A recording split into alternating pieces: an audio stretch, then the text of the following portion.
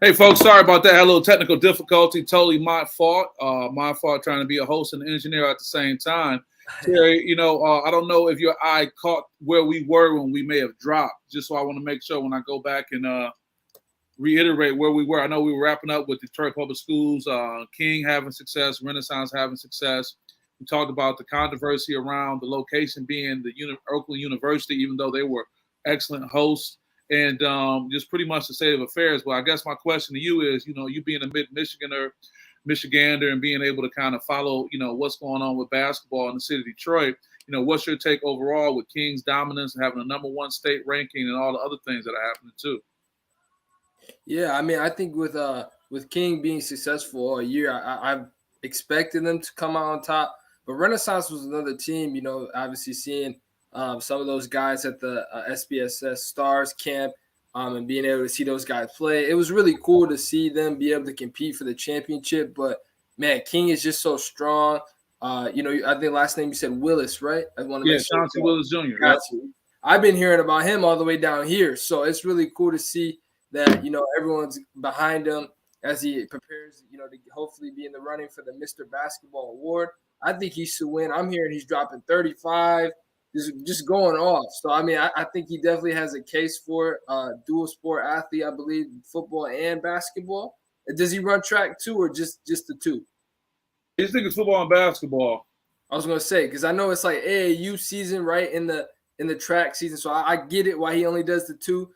So, I mean, it's really cool to see them play, again, memories being made at Oakland University and playing for the city championship. It's always cool to have bragging rights in your city and to be like, hey, we came out on top, undisputed champions in the city. So it's really cool. I mean, it's definitely some things going over there on Lafayette, downtown Detroit with Coach George Ward and what they got going on. Appreciate you, Aaron, hollering back at us again. Yeah, we had a little technical difficulty.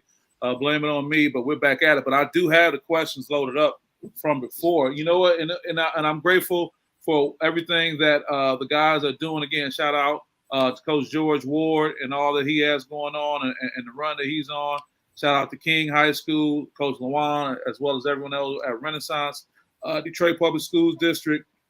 Again, the girls champions, boys champions, the leadership as well. That's Jay Alexander, the executive athletic director, with the blue button down, looking crisp. Superintendent Vitti, as well as Ironetta Wright, very influential people. There was a couple other people in the building. Shout out to my guy, Coach EJ Harrison. EJ is the interim head coach at Wayne State, and that is Mr. Always in My Bag, Wendell Green Sr. You may know his son getting down over at Auburn right now, Wendell Green Jr. making it happen. Got a chance to chop it up with those guys. Also, too, had another person in the building, my guy, the big fella, DC Derek Coleman, NBA legend in the building. Also, my guy, John D. White, representing Renaissance High School, the head coach there, as well as representing the black athlete. So, man, they was out, man, in full force, showing number love and whatnot. So, with that being said, look at Aaron shouting out to King Crusaders. That's right. So, without any further ado, guys, what I do want to do is give a special thanks to our sponsor. Shout out to my guy, Horatio. He got honored at the Detroit Red Wings game last night. That's right, brothers involved in hockey.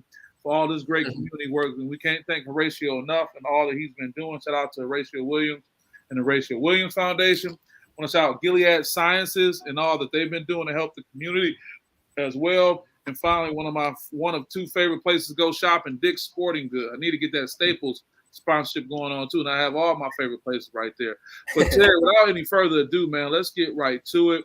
Let's get to this discussion about the young man that everybody has come to love in his new role as the head coach for the University of Michigan. That is no other than Mr. Juwan Howard has made news probably beyond just the national scale, but probably on a global scale with the unfortunate incident that took place against the University of Wisconsin. So let me just say this: when I got the news that Juwan, we all got the news of what was happening.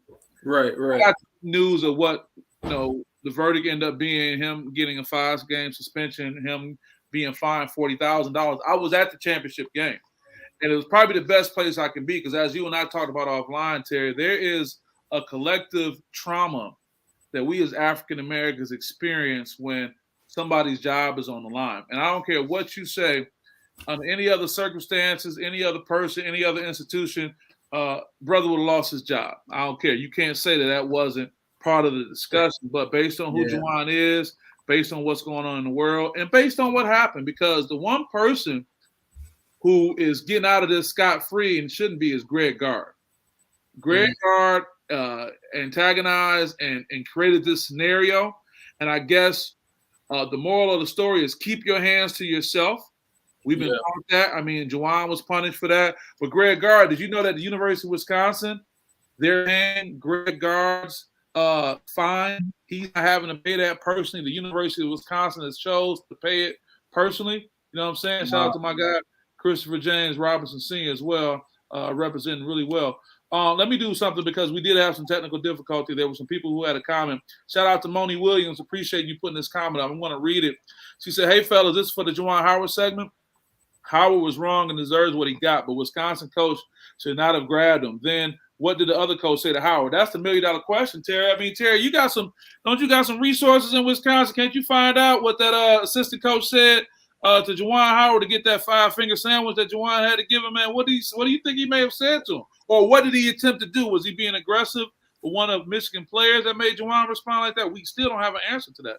I don't know. I mean, I heard what the head coach said. I was able to get that. He was just basically trying to explain the timeout.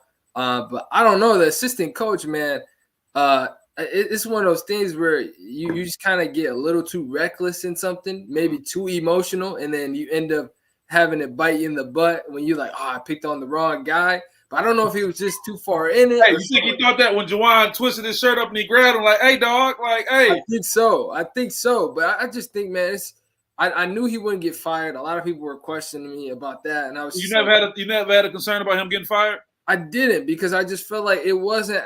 It was bad to see on national TV. It was an embarrassment, but I didn't think it was that severe for Michigan to be like, oh man, he's out. Because I know Michigan's the type of place, they love Howard, they love all the recruits he's brought in. I just see them having a way to get around this. That fine, yeah, maybe they don't pay Howard's fine. They suspend him. I don't think that was worth his job. Was I worried about it? Yes, but I didn't think it was. I didn't think he would get fired because of who Michigan is as a university. I think they want Howard as the face of their basketball team, Fab Five. The reason why they hired him, I just don't think that they would get rid of that. But another time or something similar to that, I think you have no choice to. I think no matter what was said, I think Coach Howard, you got to keep your composure because you got so many eyes on you compared to any other coaches. And we know it's a race thing. You know, you're a black coach. You're taller. You're what they say, more intimidating to other coaches. Like I remember the Maryland thing. But no fault of his own, though. That's true. I just want to add, I want to shout out my guy, Coach E.J. Harrelson Jr., who made an excellent point when we were over at the game when he talked about, I said, hey, man, you can't be violent in the workplace. He said, but what are you defining as violent? So I just want to add that we have become so conditioned, Terry, to think like that. Shout out to Aaron Mays, said Lindsey, but what would you say that Howard as a head coach can't react the way he did? No, he can't. That's why he got fined. And Terry, you on a roll. I don't want to stop you from that. I just want to add that part. No, I think that's something to consider as well. I think it was just, because of what happened, I think Michigan was able to keep him on staff. And I mean, it's just one of those years where they kind of just sweep it under the rug. It was a tough year for Michigan basketball. It's been hard to watch them. I don't like watching them, but even still, I keep my eye on them a little bit. But it's been hard to watch. So it's one of those things where, like, yeah, things were said, it got upset. I just don't think it's worth his job, personally. Well, somebody's name you may be familiar with, Kelly High McCoy. Hey, Kelly, she said, my son is from a new generation. Love him. My generation has seen black people fired for less. And that's my point. And I won't go there. Okay, so here's a perfect example to your point, Terry. When you say, hey, when you looked at it, you process it, say that shouldn't be a big deal. How many times we seen police do bad things on body cam and still get off? That's true. So let me go a little bit deeper. Let's go a little bit deeper. When you did mention race, let's go and talk about location. Where did this take place at? The University of Wisconsin, the same location where they had a football game during the presidential election, and they were able to carry an effigy, Hillary Clinton with a noose around her neck, Barack Obama with a noose around her neck, and just parade through the stadium. This is the same Wisconsin where, I don't even like to say that young man's name, but he traveled from Illinois to Wisconsin to shoot somebody, and get all this type of sport. This is the same Wisconsin. Wisconsin, and I just hate to be so bold, it's a racist place. You know what I'm saying? And their lack of diversity impacts that. And I think Greg Gard had his butt on his shoulder. I just say had his ass on his shoulder because he said, oh, we didn't beat Michigan. We didn't beat Juwan. Let's just go there. We didn't beat this black man. And for the record, there are reports that he was getting called a nigger as he left. Oh, I'm sure. They was quick. Hey, was quick to switch. So quick. And we ain't going to get into this. The word is used in rap music. The word is used in rap music in a different way than what it's used in this. So here's what I want to say about this. And this is why the blessing of having a platform, the blessing of having you as such a great, intelligent co-host, the blessing of having a Kelly High McCord and the Aaron Mays of the world and everybody else to add in on this is we all know what Juwan has represented as a successful African-American coach in college basketball. We also know that Juwan's situation may have potentially limited other African-American male and female coaches from getting head coach's job. Because in my belief, one of the biggest fears white America have is black people who are violent in a professional setting. Now, E.J. Harrelson did, challenge me on my definition of violence. But my point being is a lot of times white folks can pop off at the job for without worrying about any kind of physical repercussions. But as my guy on Young Turks like to say, consequences and repercussions. You put your hands on that man, you got what you got. And fortunately for Juwan, he was able to withstand that and go forward. And it is what it is, man. But I just can't overemphasize, Terry, the trauma that it was for all of us. And to your mom's point, you get fired for less. I would say it was more of like a hopeful, because I was able to, just think past of all that's happened. Like for me, it's like more of a sense of like, okay, I evaluated myself. I hear what the internet's saying. I hear what social media is saying. I hear what coaches are saying in the area. How do I feel about it? And I felt like, man, I don't think it's fireable. I think he can keep his job. But in a sense, though, I was conscious enough to say, man, like, dude could get fired for this. Like my mom said, black people have been fired for less. And because it's something like this that could be fireable in some people's eyes, I'm like, man, I really hope that doesn't become the case. So it was more of like a hopeful sense, like, okay, I saw it for myself. I don't think it's fireable. Let's hope that that's the case. So, I mean, completely right. I mean, we've seen people get fired for less, supposedly doing stuff. I mean, we saw with Flores being hard to work with, quote unquote, like just crazy stuff. I mean, he just 2 back-to-back winning seasons and he's out. So it's just tough.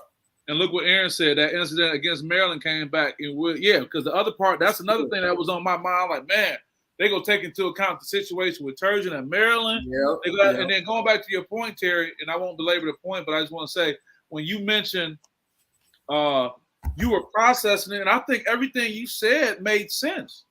Yeah. Let's just talk about the underlying double standard in America for African Americans. Right. The same, we keep seeing on the news, white female, black female commit the same quote unquote crime with extensive and different penalties for that.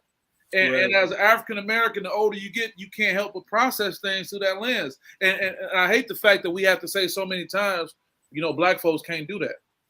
And it's almost like this mental limitation that we have, but society has shown us this whole thing of keeping you in your place. Just real quick, I remember watching something, and a brother was in Smyrna, Georgia, and they backed him in, and the police, ran up on him. He was like, I didn't do nothing. They said, well, you went to the gas station twice. You look suspicious. And because of that, they end up apprehending. And the funny thing is that when they called the captain or the sergeant in charge to the scene, it was an African American. And he jammed them up just as much. So my point being is that race has always been an underlying factor in this world. It continues to be, and unfortunately, with the big push to end critical race theory and all these different racist things that continue to happen, we continue to have to fight this fight. So I'm grateful for Juwan. It seems that the team is galvanized. They were successful against Rutgers. We know Rutgers can beat anybody on any given night. Rutgers is not, a team to mess with, with that being said. So I appreciate everybody and their concerns and comments about that. So we're going to keep going with that. Moving over to the other team in town, I guess right now I was representing going blue with my blue on, and right now you representing Sparty, right? With your green on, you representing well. Let me just say, I just left practice, Terry. I was just in practice with Coach Izzo. Shout out to Coach Izzo. We had some really good dialogue. Wasn't able to get the interview up, but if you go to my Facebook page, you go to the Instagram or the Twitter, you'll be able to see the interview I had with Tom Izzo. I was asking him about, his excitement over Gabe Brown. So I'm in practice and I see Gabe Brown being locked into shooting. You can see it going on. You know how that goes, Terry, when somebody's in a slump and you can see. And Tom went to him and Tom said, go F and shoot it. And Gabe hit a few in a row and Tom was excited. So when I posed that question to him in the press conference, he spoke on the psychological aspect of it. He said, hey, you know how it is sometimes. It's not necessarily the mechanics. It's the psychological aspect. And I think that's an appropriate conversation when we sit here and we talk about, where Sparty is right now, And another thing Tom said I thought was really a good point. He said, listen, he tells this guy's the real. He doesn't go to him and say, yeah, we all right. He said, no, we not all right. He said, he don't go and say, yeah, you shooting okay. He said, no, you're not shooting okay. So I think they recognize that. So my question, and I also believe that statistically they're still in position to make the tournament. But like I was telling some of our great viewers earlier, and I'm going to go to those comments. I don't know if it was Moni or someone other, especially one of the young ladies, they was talking about the schedule. The Big Ten schedule is in 3 phases. And this Big Ten schedule for Michigan State has at least been midway to the latter part backloaded, man. So the teams they got to play, I mean, Tom Izzo said, Purdue is one of the best coach teams in the Big Ten right now. And they're not playing with it. So what's your take on where Sparty is right now, and should people be worried? So the Illinois game was interesting. The backcourt played really well.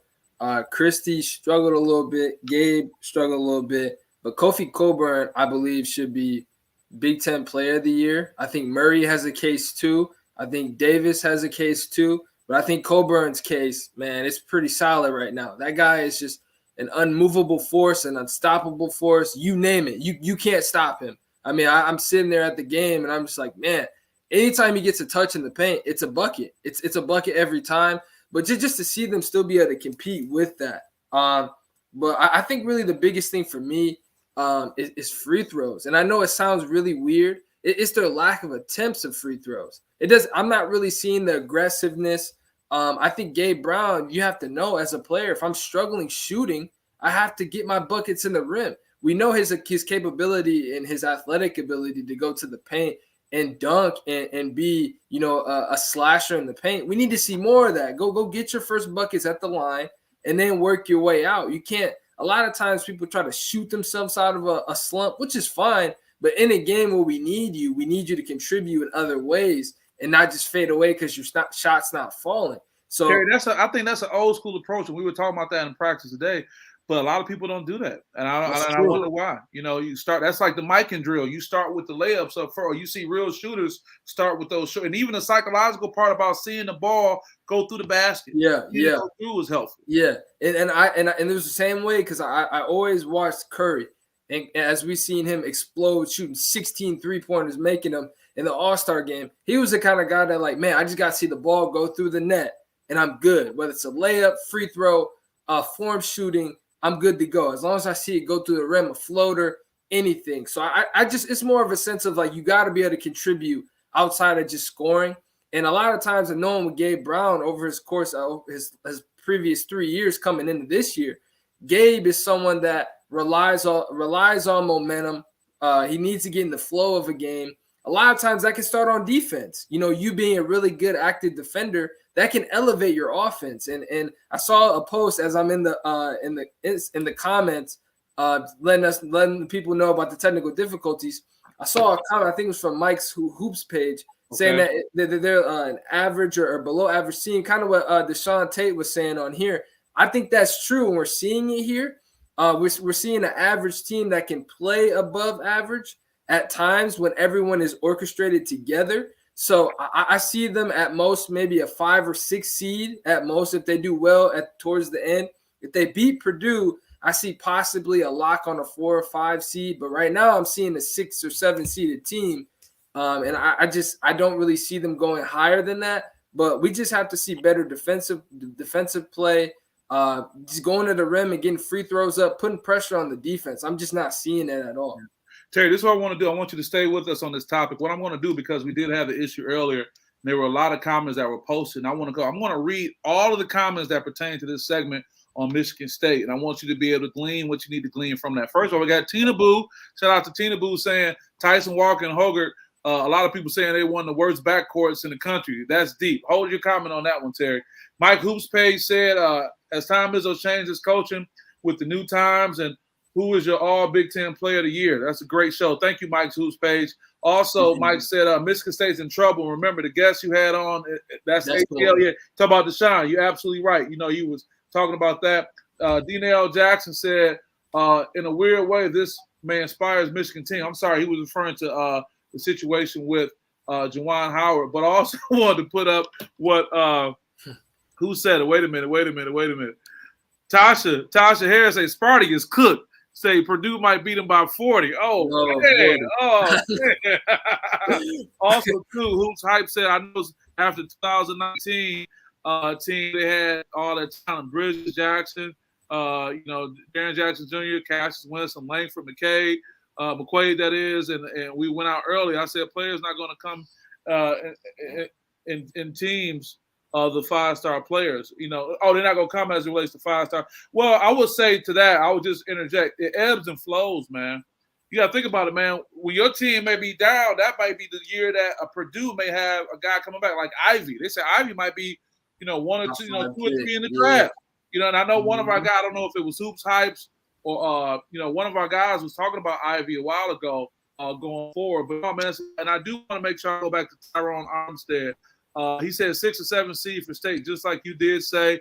But he also made a comment earlier regarding Juwan's situation. He said, how can we raise our young boys to fight what they believe when America says otherwise? Are we truly the land of the free? Nah, man, Tyrone, that's a tough one, man. It's like, not to get off subject and go back and rehash that, but I just want to say, it's all like how Terry McCord was raised by Terry McCord Sr. and his mom, how I was raised by my mom and my dad, how we were given these different set of rules to navigate.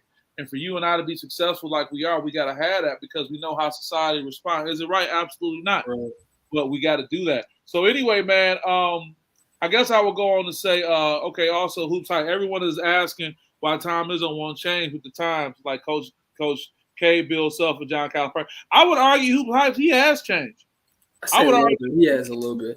Yeah, he has made change. He'll be the first one to say that as far as how he embraces these guys because he recognizes his hard-nosed, fire and brimstone coaching will not get through to all these guys like that. So I think what happens is when he's not having the success like he really wants, he questions what he has to do, but he knows that he cannot go at these guys like that, and one more win, he's going to have more wins, if not tie, or if not have more wins than Bobby Knight. We asked him about that in the press conference today.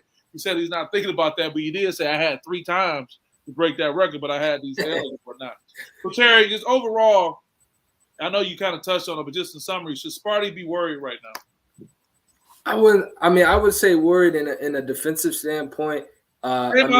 Murray scoring 28 points. Iowa's shooting as well as they do. Like we know from last year, Iowa is a team that gets very streaky. Same with Illinois, just like last year. These 2 teams, very streaky. They shoot really well or they shoot very poorly. That was the first time Illinois, Brad Underwood has beat Michigan State at the Breslin.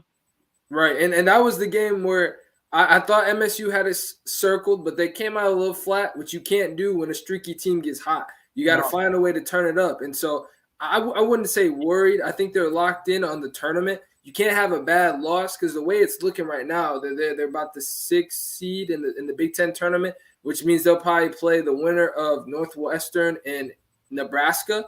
So if they lose to any of those teams, that's not going to look good on your resume. You might move down to possibly a 7 or 8 seed. Which then if you win your first game in the tournament, you play a 1 seed. So I would try to stay away as far away as they can from that 8 and 9 seed area, which may involve hopefully a big win here this weekend. I believe it's at home. So a great way to get the home crowd on your side. But they're going to have to come rally. It's going to be a tough one. They got to guard another star player like Ivy. I mean, they come in waves. You got to be able to guard these guys. Yeah. Shout out to Latasha Prince. We appreciate you. Hey, y'all, right back at you. Now, Tasha Harris trying to get her bid to get on the coaching staff. Said Izzo need to hire me as a defensive coordinator. I'm making some full court pressure, boxing one, and matchup zone. Hey, I'm sure he wouldn't take that. Not the boxing one. With the boxing one. Let's take a quick break, man, to thank our sponsors. As people need to know, sponsorship is the lifeblood. As much as Terry and I love to get out here and get it going, there's a cost that come with it. So your sponsorship is appreciated. Shout out to Gilead Sciences for holding us down. Also, Dick's Sporting Good. You catch me at Dick's just walking through there. Me and my daughter just hanging out, if I'm not buying something. And my guy, Mr. Horatio Williams. So what we're going to do now, and I'm looking at the comments I got, and I appreciate everyone getting the comments. We're going to talk about AllStar Weekend. And I don't know, man. I wonder if the GOAT still overshadowed, Steph Curry's performance, man. And what I want to say about that is, the pictures of AllStar Weekend start coming out with MJ doing this thing. Hey, MJ was running around there like a drunk uncle at a party. Like whatever. But for the most part, let's shout out Steph Curry, man. Look at that man. That's after a shot. He was so in the zone, man. So in the zone. What can you say, man? I mean, ain't too much you can really say to that, and because of that, he ended up getting the MVP. And I wonder if the fans in Cleveland are to blame for that because they booed him when he came out. He said, "Oh, y'all go boo me," but let me add another story to that. As I said earlier during the first segment, I was at the Oakland University. That was a setup right there, sitting above, that was a setup that we had. And I had my guy Derek Coleman sit down with us, right? Derek made an excellent point, man, and I think you got to remember this, man. Yeah, you're right, Curry. Tyrone Curry is clutch, but let me speak to that point, Tyrone. Derek said he keeps a picture in his phone, Terry, of a young Steph Curry. Now, mind you, Derek's career included, not only retiring with the Pistons, but he played with the Charlotte Hornets. And he said at the time he played with the Charlotte Hornets, Dale Curry, was doing color commentary. So his son, a 10-year-old Steph Curry, were always there. He said, what people got to realize is this kid spent his whole life around basketball. So for the kid that's in the gym now, 6th, 7th, 8th grade, who wants to shoot from half court and do all that, he said, dude, Steph would be going through the drills with them when he was 10. Steph been going through the drills since 10, the NBA, all that kind of stuff. Terry, I don't know if you're looking real serious or if you froze on me or not. I think I may have lost Terry for a second. He got that little stoic look. He'll jump back in a second. So I'm waiting on Terry McCord to jump back in for us real quick. But shout out to Derek Coleman and the comments he made about him experiencing Steph Curry at a very, very young age, being part of the NBA protocol, going through the NBA drills, and just having that. So you see him having this type of success. Yeah, he's working hard, but, he got a whole lifetime that he's been doing this compared to other individuals. I think people need to understand that, waiting on Terry to jump back in for us. He'll be jump back in a second. Appreciate you guys supporting. Tasha, what'd you say? Who's going to have the balls to ask Izzo about lineup change after they lose by 40 Saturday? You hell bent though. This is going to be a 40-point loss, Tasha. You got to check back in with us after that. We want to see what's going to end up happening. Miss Kelly Hyman-Core says Steph Curry acted like he took a crap on Cleveland's court during the playoff game. He reaped karma during the All-Star game. That's why he didn't break the high score record. Yeah, I didn't forget. Oh, so that was on your mind, huh, Kelly? Huh? You didn't like that, huh? Right? Also, LeBron with the game-winning shot was pivotal as being a native Ohio and All-Star in his career with Cleveland. I totally agree with that, man. That is totally the case. Terry said his Wi-Fi. Terry had a little issue. He's going to be back with us in a second. Not to worry. So also, too, this would be a great way to start the conversation on Michael Jordan with Michael Jordan's biggest fan, my mother, Patricia England. MJ does whatever. He gets all the attention, the GOAT, no matter what. Now, mama, he's supposed to be rubbing on Mary J. Blige behind like that? Well, I guess so. He's a GOAT, right?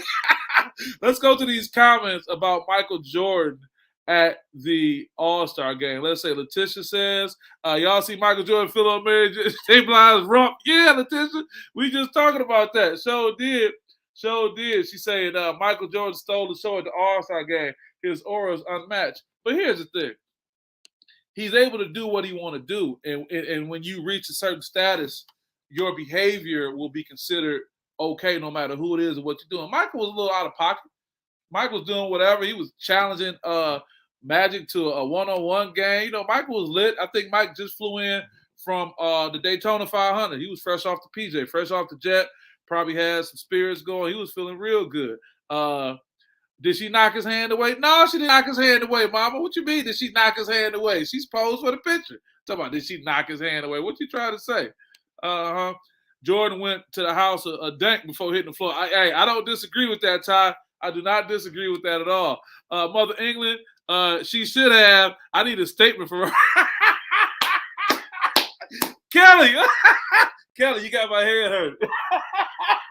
Kelly, listen, you guys forget they've had a previous relationship. Michael Jordan was in one of her videos years ago, so she know MJ. And Kelly says she need ain't no statement coming out. You know, Mary was having some financial challenges after paying spousal support, and she had publicly stated she was having trouble paying her rent. Her words. So hey, she like, MJ, you got a Billy on it. What you got on it? You know what I'm saying? But hey, it is what it is. So I don't know what to say, but you know, we can have a separate conversation, ladies, about who's allowed to do what. Because I guarantee you, some other brother from the city of Cleveland walking around trying to get up on Mary and do that, that ain't gonna happen. But hey, when you the GOAT, that's what come with it. Working on our guy Terry McCord to get back in a second, but some great things gonna happen. I know we have some other comments I want to go back and touch on for the All-Star aspect of what's going on. Dion's Hoop page, appreciate you. You say the Athletic did their top 75 ever, and Jordan was one, and ESPN did there, and Jordan was one. Yeah, I mean, I don't think that's going to be argued, you know, Jordan being considered number one all the time. What'd you say, Tyrone? Mary asking MJ to be a guest star on Power. Hey, she tried to get MJ in. Ain't no telling what MJ committed to over that weekend. You know what I'm saying? But you know what? I will tell you this, though, man. It says so much about our culture that, you know, we can see all that and everyone can still feel connected to it in some way with everything that's going on. Would you say attention for being drunk? Yeah, it was something. Let Bubba Dub say he was off them perk 30s. You know, ain't no telling. But, hey, coming in off the PJ. But here's the thing. Michael Jordan's at the point, what you gonna tell me? I'm one of the greatest players ever in the NBA. I'm an NBA owner. Who gonna tell Mike to chill out? You know, you can see everybody was just, you know, just so, you know, caught up, you know, with him and what's going on. You know, who gonna tell Mike to chill? You know, Mike got it like that. I want to go back to some other comments that have been made earlier. At least I can find those. But it was great seeing 75 top players and whatnot, those who had unfortunately transitioned beyond, but all those who are still there. And it was just a great weekend. But one could argue, though, man, as I move on to the next segment, you know, waiting on Terry to get on back, let's talk about that slam dunk contest. And as in the words of the up-and-coming comedian, the great Bubba Dub, it was trash. Oh, God. That slam dunk contest was horrible. Derek Coleman and I talked about that, you know, earlier. And I don't know if it's a generational thing, folks, where, you know, you have it where these guys, you know, how should I say, they have no commitment to finishing. It's like they're happy with just the attempt. The attempt for them is enough. What do you say? Garbage. And I can appreciate you putting the can in there too, Tyrone. It was definitely garbage, man. I think, you know, something's going to be done after this. And now what's happening, the guys you really want to see compete, you don't see. I mean, that goes back to LeBron. That goes back to, Ja Morant. Yeah, no creativity. Well, Mama, I won't say there's no creativity. There's no consistency in being able to do it. You got the man back. See, you know what? Let me tell you what Terry do. When Terry trying to get his contract renewed and he want to get a bump and pay, he say, I got something. Oh, don't do me. No. I got something for him. I'm going to show him. I'm going to just dip out on him for a nice little amount of time so they can appreciate me. We appreciate you, Terry. We're going to work on this contract. We're going to get the contract straight for you, baby. That's okay. But Terry, while you were out, man, we were talking about your mother and my mom were funny. Bless you both. Talk about Michael Jordan and there's a hand, as Letitia said, rubbing on Mary J. Blige's rump. Oh, man. You know, and then, you know, out here, no women screaming out, that was bad, that was dirty. Now your mother did say she needed a statement from her. I thought that was the best. But Mike can do what Mike want to do. It's totally different. You know what I'm saying? Ain't no Me Too movement happening on that. Oh, yeah, but we were talking about the dunk contest and how trash it was, and Tyrone said it right. Bring back MJ and Dominique. And when I was talking to Derek Coleman, again, you guys can go on my podcast, go on the SPS Edge on YouTube and watch the interview Derek and I did about that. You're right. When I remember watching, Terry, those guys, MJ and Dominique, those guys did not miss one dunk in their dunk contest. Mm-hmm. And I grew up in the era, dog, where guys didn't miss dunks. In all fairness, when I was playing at my height, playing above the rim, even I wasn't missing dunks like that. And like these guys are so happy with just making an attempt. NBA offered $1 million for the dunk winner. Yeah. I mean, and I'll also say 2 misses, you disqualify. I mean, you got to make man, please, nobody want to see that, man. I don't know if anybody suggested this on the show before because I was rushing to get the Wi-Fi back on. But I feel like man, there are a lot of professional dunkers out here. And I would love to see them. I know the NBA is trying to keep their brand and try and keep their players in it. But I think it'd be really cool when we bring in 3 professional dunkers versus 3 of our top dunkers. I don't know if that works, but I also think that it'd be really cool to see because back then, I mean, you mentioned MJ, Dominique, like with those players, the best dunkers and who everyone wanted dunked. Like we want to see LeBron, Ja Morant. We want to see like the big time dunkers, dunk, and we just. I think what I think the issue is with them, and shout out to Tyrone Armstead. He said these guys just in the dunk contest to be seen, not for the love of the game and the fans. Guys just lazy. Why don't they want to put in the effort? I think that going back to Ja Morant and LeBron, them guys, they think is that, dude, if I lose, I'm gonna be hurt. I think their whole thing is that fear of losing, and LeBron has bypassed that. But shit, Kobe was in the dunk contest. It's a different mentality. Kobe's like, I'm going out to win. Right. So, and the sad part about it is the dunk contest used to be the premier event more so than the AllStar game. The AllStar game used to fall second to the dunk contest, right? Tyrone, we appreciate what you're saying. But I think that the consensus was, look, this ain't working. We got to do something different. And the NBA, I got to give them credit for it. They are not monolithic in the sense that they don't move around and do something.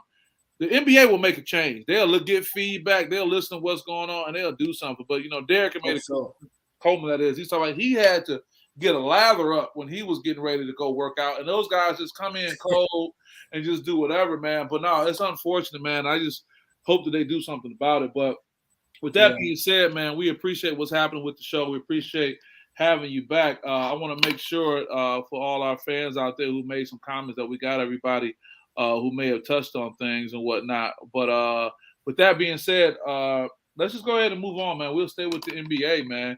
And the question that's been going around, man, is our guy Zion, is he a good teammate? Like, what's the deal with Zion? You talk about, CJ McCollum is, a vet that's going to the team, and there's been no communication, which is normally the thing. JJ Redick has been lighting Zion up. And I'll just go like this, man. When I thought about putting this out here on him, man, it's I was going to just say, oh, man, my mom said no creativity. I was just going to say, Tyrone say boycott the dunk contest, and they'll get the mess. No, I think they're going to do something about it post-haste. I think going into next season, we're going to see something different. But here's the thing, man. At first, I was going to try to give Zion some credit, like, oh, man, well, he's a younger player, but it's already expected. That's what you do. But here's the thing, man. It's unfortunate, but Zion got other stuff on his mind. And this is not an excuse. It's an explanation. And I can't speak for him, but my point being is this dude probably don't even know if he go play or not. So the idea of him reaching out to someone, man, is beyond him. But I know I can understand JJ's point. Say, hey, man, you want to be a professional. You want to be the leader of your team. Yeah, whatever. And then he also may be of a mindset that he's trying to get out because I hear there's rumors that they're talking about New York. But, baby, you don't want to go up to NYC doing this. Not put it together. You know what I'm saying? As Fabulous said, hey, you going to be the great white hope or the scapegoat. It's going to be one or the other. And then, man, I forget who said it. It would come to me. They said it was Kendrick Perkins. Suppose he said that he knew something was up with Zion when he was when Kendrick was coaching at the rookie or like the at the draft camp. He said he saw Zion take 2 pieces up to his room. He's like, oh man, that ain't good. You know what I'm saying? It's like Charles Barkley revisited. What we got right here. We say it's right about that. Tyrone, we appreciate. He said Zion is a batch of cookies soft.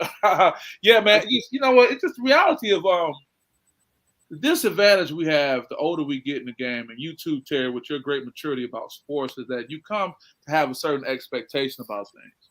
But as things change and go, it's just different, man. I mean, Zion is a freak of nature. A guy like him, man, of given time and luxury. Let's add one other part. Zion got bread now. So I remember this, and I know you're not a drinker, Terry, and I say this online so your mom can hear and know that you're sticking with that. But when I was coming up, man, before I got into lobbying and six-figure lifestyle and doing all that kind of stuff, where, I had company credit cards and gold plays they buy at the bar. Before that, I didn't have enough money to get drunk, meaning that sometimes your lifestyle is a certain way that's beneficial to you because you don't have the money to do more than that. Zion can buy what he want, eat what he want. Before, he had to rely on what Duke was feeding him. He couldn't really get no money from no boosters. Now, man, he could do whatever. And of all places to eat, you in New Orleans? Oh, man. Oh, my goodness. He already a Southern guy. So it's unfortunate that as soon as you start making money, man, the idea of giving you grace goes out the window. You know what I'm saying? If he was still a prep player, amateur player, they can give him some grace. But as soon as you start making money, it goes out the window. Tyrone said these guys have a sense of entitlement, and that's why these guys don't appreciate the hustle. I agree, man. I agree. And once they get it, and if you don't have the right kind of vet showing you, but also, again, Zion's situation is that Zion is not fully invested in New Orleans. I don't even know if Zion is fully invested in the NBA because this guy's saying to himself, am I even going to play, Who's Baller Scoop said, I hate when players get drafted by someone they want to get out before they even play 100 games. Right. Then you get your ass healthy. He's just not disciplined. He is lazy. So, Hoops, to your point, it's not so much they want to get out. I think it's a mindset that this generation may have. And, Terry, you can speak to this one way or the other, is that if I get out of this situation, it'll be better somewhere else.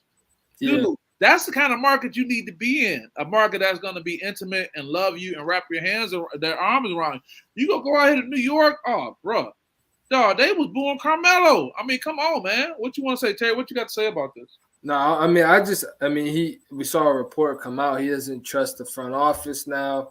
And he doesn't, he's disconnected from the team. And I just feel like this shows, one, he's, like I said, he's disconnected from the team. And he's showing signs that he wants to get out. I mean, you don't bring pieces in and not talk with those players and those new guys traded in to help pursue and make a playoff run and do what they can to be successful. You don't not talk to those guys and expect to win and come back and contribute. You not talk to them and you think about other places, which is why I'm saying maybe in New York, maybe a different place.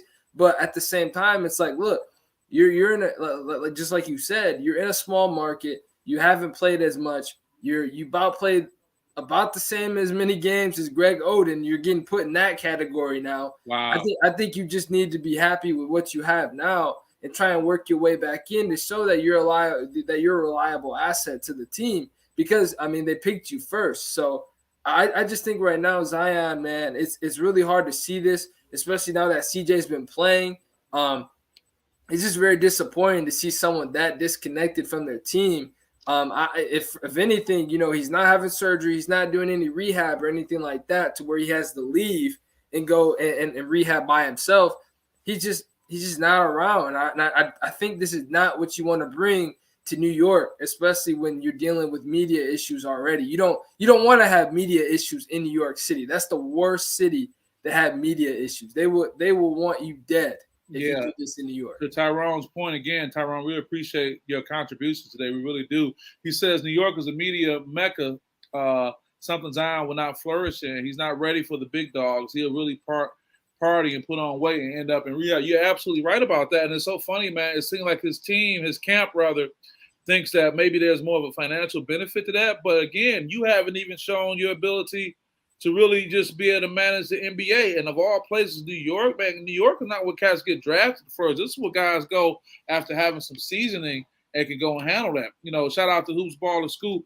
He said, My question is, why does he want to get out? He hasn't been healthy to show if he can do something. He was fat a few months ago. Why don't he want to get in shape? Why not be around the team? You know why I believe Hoops Baller Scoop, he wants to get out?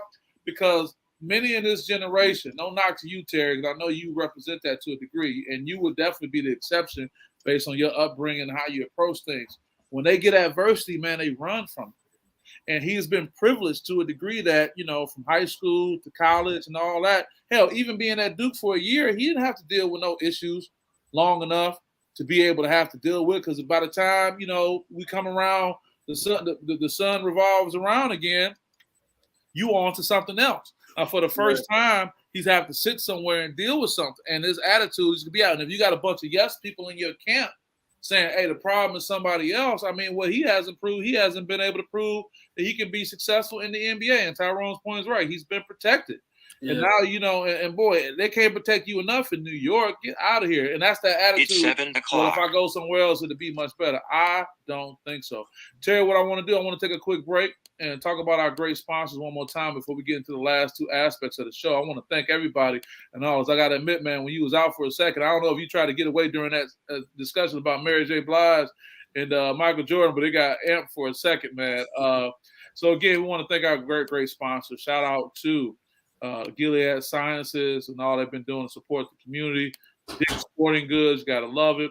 And my guy, Horatio Williams, man, we're going to be having in April, we're going to be having a coaches forum. It's going to be really good. We're going to have Troy Weaver, the general manager for the Detroit Pistons, will be the keynote. Going to have a lot of great coaches from throughout the state there. And, of course, SPS is going to be in the building with all those interviews for you, too. So before we get out of here, man, we got a few more things. My man, B. Flores, got him a job, baby boy. B. Flores was landed with the legendary Pittsburgh Steelers senior defensive assistant and linebackers coach. If you ask me, I think they may be setting him up to be head coach in waiting. It's giving Mike Tomlin an opportunity to do what he wants to do. Maybe he wants to wrap up real soon, and they can set him up for that. But shout out to the Rooneys, man. Shout out to the Rooneys in the sense that this man has an active lawsuit going against the NFL. And the Rooneys say, come holler at us over here. We'll rock. Yeah. You know what I'm saying? I think just as you may see the extreme type behavior with the Miami Dolphins, and then you see this other on the other side of the pendulum, it makes your heart feel good, man, that he was able to get a role and pick up something. And I don't doubt that, there may be an opportunity for him to be able to succeed or be able to take another head coaching job somewhere. So what do you think about Brian Flores going to the Pittsburgh Steelers? Well, one, he's got to point out the different ownership. I mean, you got Ross, and then now you're dealing with the Pittsburgh Steelers ownership. Man, that's always been so stable. They're really reliable. The league, if you think about it. Yeah, and they're just one of those teams where they know what they're doing, which is really hard to find in the ownership of a team for so long in professional sports. So, I mean, I forgot. So Flores he coached with Belichick, right? We know that part. But in 2018 Super Bowl, whenever Patricia leaves, Flores takes up play calling as the linebackers coach and ultimately helps the Patriots win the Super Bowl that year. So I just think it's really cool. I believe it's that year, but it was really cool to see someone like Tomlin, a guy that I would say has the most secure job, I've seen, because the Pittsburgh Steelers, they hate that transition of coaching. They hate having to go through that coaching carousel. So I think what they on their third coach now in the history of their organization? I believe so, and it sounds crazy. It sounds like we're wrong. I know. Are they an expansion team? So it's just one of those things where, like, man, it's really cool to see Tomlin with such a job security that he has to be able to bring someone with an active lawsuit against the NFL. And I see it as, a black guy, a black brother sticking up for another brother. I think that is really cool to see that because we know Flores can coach. I mean, we see that guys want to play for him. I don't think that that's a question. I mean, to be able to rally a Dolphins team that was talking about top draft picks, tanking, let alone refusing to sign an NDA to tank, rallying his guys together to win 7 games in a row, I believe 7 or 8 games in a row, and then just miss the playoffs. I think that's incredible, one, and it just shows that he can get guys to play for him. So, I mean, to be with that and another player's coach like Tomlin, ton of pedigree, a ton of respect, I think that's just a perfect match for him, and he gets to do what he loves to do best, coach defense. And so I'm really excited for it. I think that tandem is going to be really good. I'm excited to see what they do for the quarterback position. But, I mean, the Steelers are always going to be around. They're always going to be competitive, and it's always cool to get a nice defensive mind when you got a great head coach like himself, Mike Tomlin, be able to snag a guy like that. I mean, it wouldn't surprise me if Flores he's young, he's gritty, He wants to win. I wouldn't be surprised if the Steelers organization is like, look, we're going to let him do his thing. Yeah. Key to get him on payroll, and it won't be such a surprise when he gets promoted to head coach. Yeah. And I want to say in the last 40 years, they've only had 2 coaches, dude. Like, come on. 2 coaches.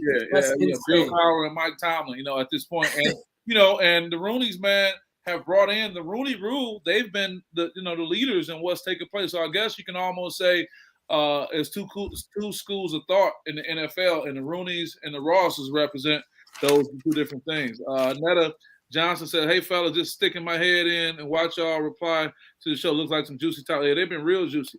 Tasha Harris over here, she says she's ready to coach in the NFL. She can coach defense in the NFL. Tom called you. Hey, if you get that job, just shout out to SPS Edge Show for helping you get that. So won't keep you guys too much long. We got one more segment we want to touch on. Terry, you've done an excellent job today. This has been a great show with everybody. Unfortunately, we won't be on next week, Terry, because we'll be doing some basketball work down in Detroit as well. But, we're going to keep things going and keep you guys connected with everything that's going.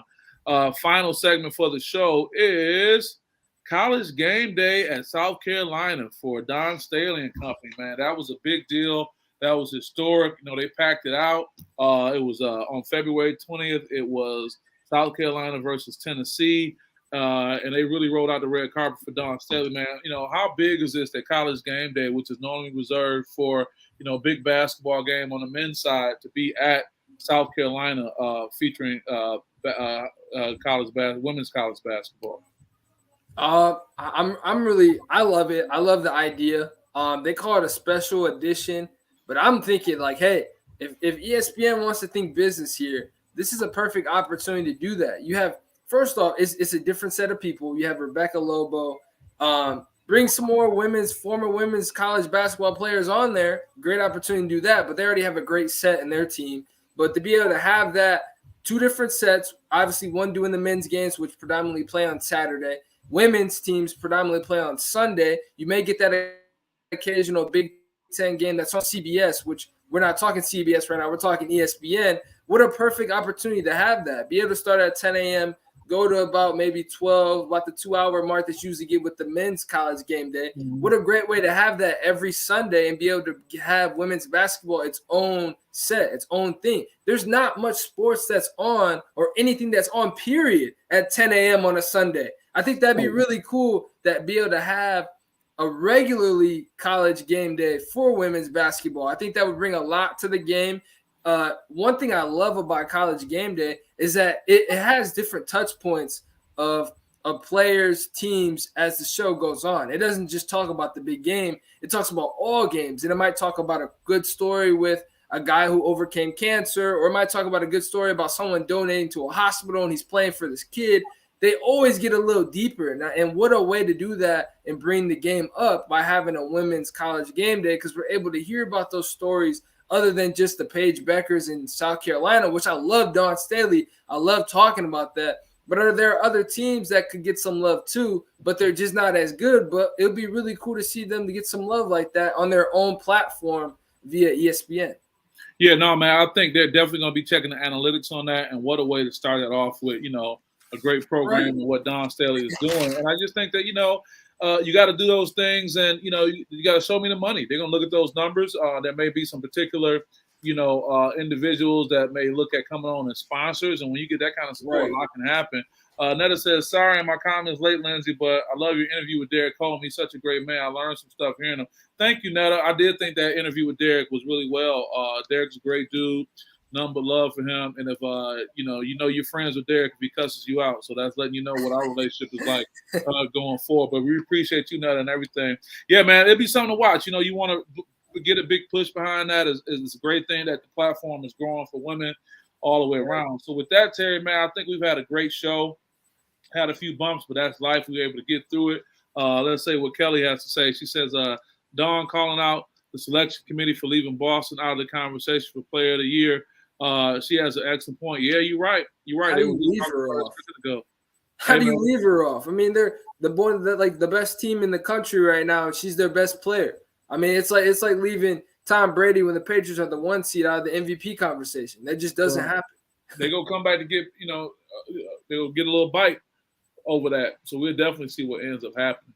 So with that, Terry, man, we're going to wrap up, man. I appreciate all your support and what's going on. We will renegotiate your contract, so we won't have any of those issues going forward where you'll do a boycott and leave the show for a little while. So don't worry, we'll work on that, man. Appreciate you. Anything you want to say before we get up out of here? No, it's just a really exciting game. MSU playing a big game at home this weekend. Hopefully they get to pick up one of those resume building wins that can really turn around a season towards the end of the year. Just really a lot of sports being played. Basketball resumes tonight, NBA basketball. So I know, like Deshaun said last week, football is now officially on pause. But I hate to tell him spring ball does start soon for college football. So I hate to be that guy. There's not a lot of coverage on it, so I guess he can get me there. But for right now, it is basketball, which I love as well. I love talking about March Madness, but like you said, there is no other time like this. So everyone's gonna be filling out brackets, having their dog choose their team, who wins. It's gonna be really cool, and I'm really excited for it as well. I gotta say that. That's cool. Shout out to Tina Boo. She says, great show. A new fan. We love that. New fan. That's a great thing. Kelly High McCord said, another great show, guys. Thank you. And shout out to Tyrone. He says, great show as well. So with that, guy, we'll leave you guys and we'll see you next time. Lindsey Hudson with SPS with the greatest co-host you're going to ever see until he becomes his own host. Or maybe he'll let me come on his show sometime. Mr. Terry McCord Jr. And we'll see you guys next time. Peace.